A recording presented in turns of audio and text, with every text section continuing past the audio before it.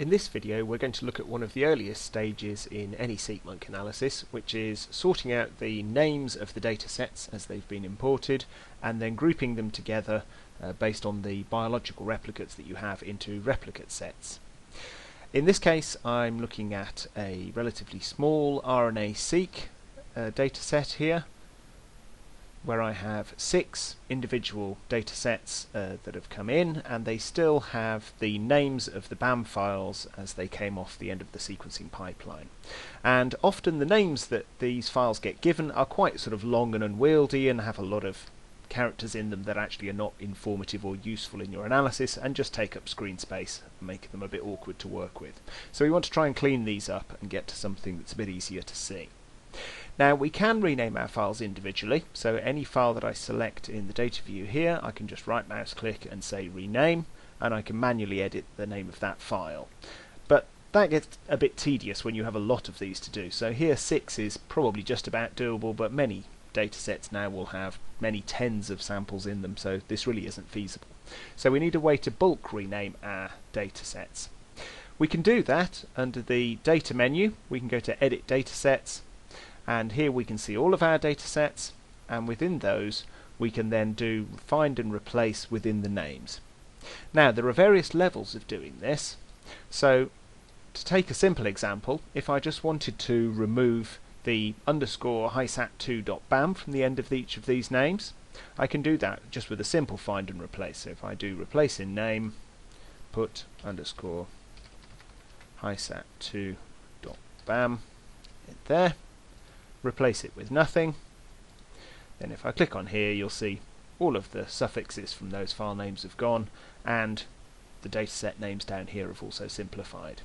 Okay, so simple find and replace on exact strings is pretty straightforward. However, I want to do something that's a little bit more complex than that. So my next problem would be if I wanted to get rid of this bit at the front where it said lane and then an underscore before the actual sample name here, but it's not exactly the same string, so some are in lane 1 and some are in lane 3. And again, I could do that with 2 replacements, but we can be a bit cleverer than that in the way that we use this. So the find and replace in here isn't just based on exact strings. You can use regular expression patterns to define what you want to find and replace.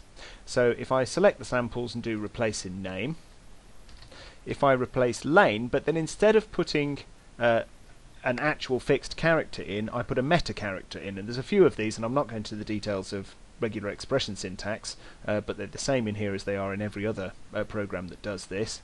I could either just put a dot in, which would mean any character, or I could be more specific, and in this case I'll put /d, which means it needs to be a digit, so it's going to be lane and then any kind of number, and then an underscore, and again I'm going to replace that with nothing, and there you'll see all of the lanes at the start have gone, both the ones that were lane 1 and the ones that were lane 3.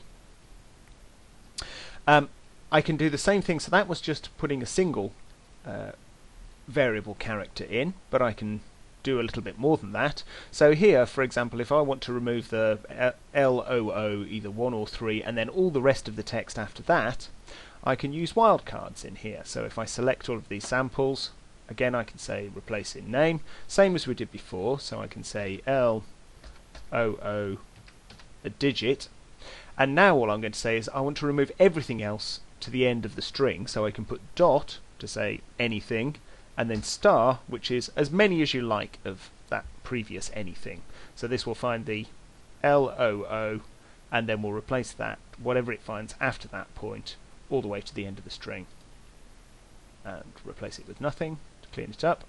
So there you go. Now I've just got the sample name, an underscore, the barcode, another underscore, and I'm much cleaner than I was.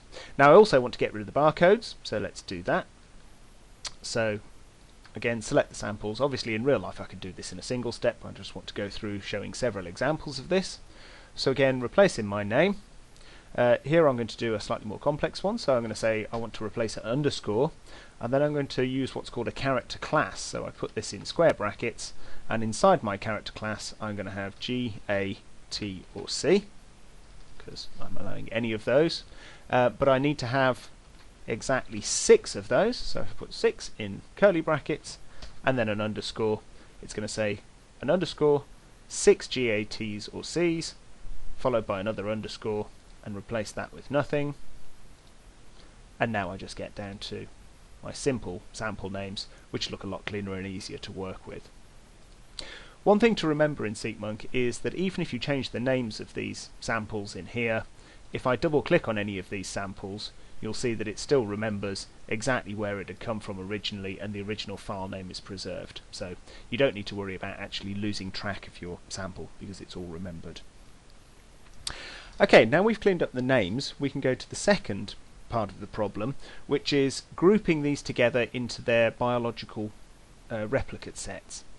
So remember, a replicate set is for putting together data sets which come from the same biological condition but which are not the same sample. So they're the basis for a lot of the statistical tests used in SeqMonk.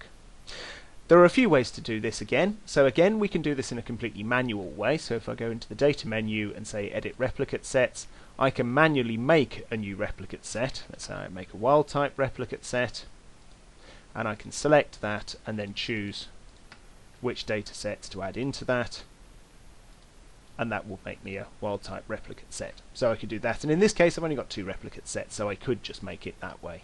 Okay, but I'm going to show you some other ways to do it, so I'll delete that original replicate set. In this example, my replicate sets are actually quite well defined by the names of the samples. So I have a consistent naming scheme in my samples, so all the wild types have WT and all the knockouts have KO. So I can actually make use of that when making my replicate sets. So if I go to my data menu here, I can say auto create groups or sets, and here I can just put in a set of identifiers to look for. So I can say if you have a WT in your name, you're in a wild type replicate set. If you have a KO in your name, you're in a knockout replicate set. We're going to create replicate sets. You can use the same tool for making data groups as well, but here we are making replicate sets. And I can just go ahead and say make the groups. And it found 3 wild types, 3 knockouts. So now we have our wild type and our knockout replicate sets built just from the names that they have. The final way that we can do this is we can actually use the data to help us define how our samples should group together. So this might be useful if, for example, you don't actually know how your samples group together, but you suspect that there's some structure to it, and you want to be able to pull that out. So there's a few ways of looking at the relatedness of data sets, but we're going to take a simple one here, which is under the plots menu.